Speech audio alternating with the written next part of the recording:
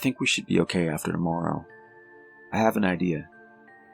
After saving Carl's number to my phone, I woke up Clara. I told her to tell her mom how she felt around Julia, and I asked her not to mention me. Then I left the hospital.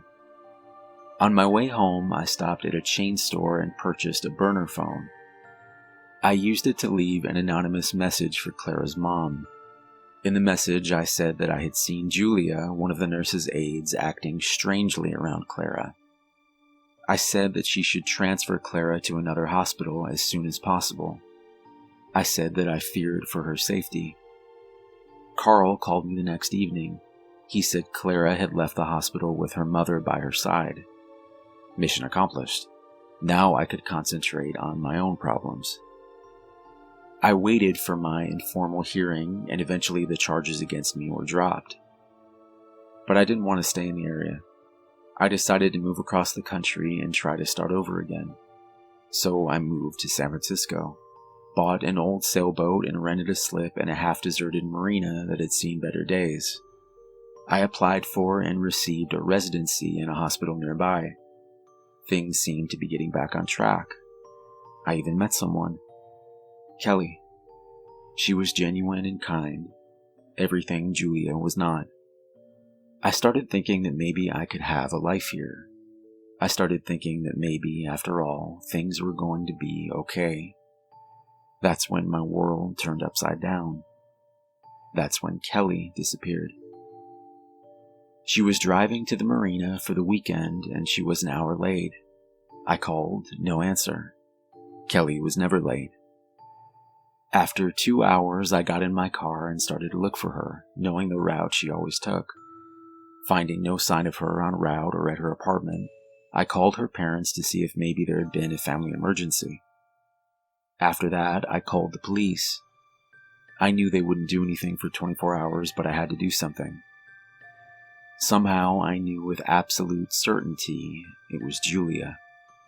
I told the police everything. They called the hospital in New York and found out that 6 months ago Julia had been suspended. Shortly afterward, she quit her job. No one knew where she went. 2 days later, they found Kelly's car in a grocery store parking lot. One of the tires was flat, punctured with a sharp object. And a week later, they found Kelly. She had been hit from behind with something heavy and left to die alone in an abandoned lot. I didn't get out of bed for a week.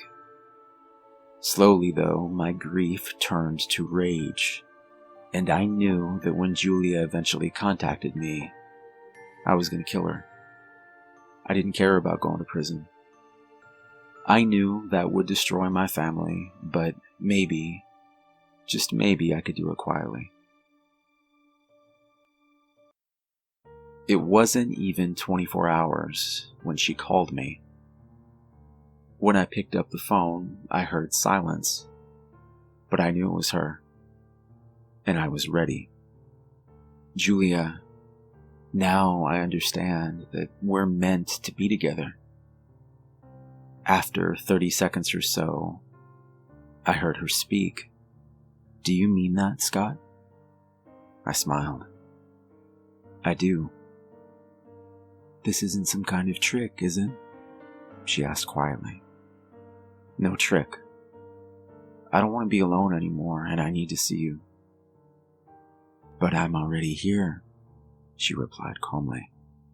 Surprised, I looked up towards the gate to the marina and saw Julia standing with a phone to her ear on the other side.